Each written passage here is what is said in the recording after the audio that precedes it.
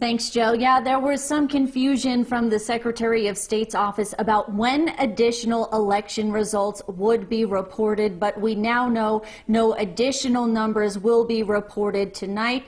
It will now be tomorrow. Now, the Deputy Secretary of State for Elections explained his team knows the public wants more results, but he has been saying before the election they would not be final on election night. All active registered voters in Nevada were sent mail-in ballots for the first time ever due to the COVID-19 pandemic in case they didn't want to vote in person.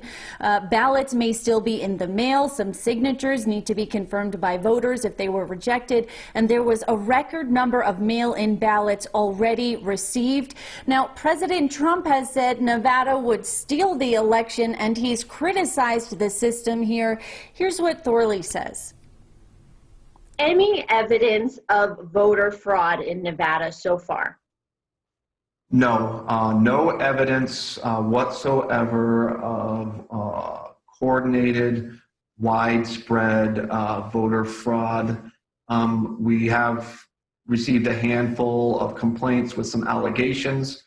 Again, they're just allegations at this point, unproven, that we're looking into, but no evidence of voter fraud.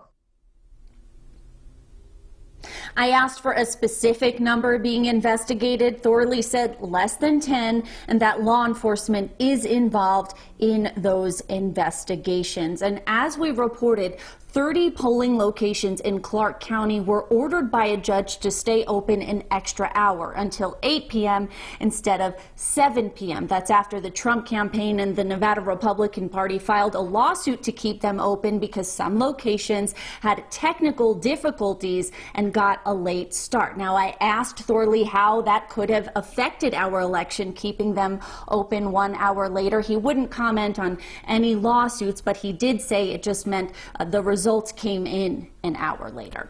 Reporting live, Vanessa Murphy, 8 News Now.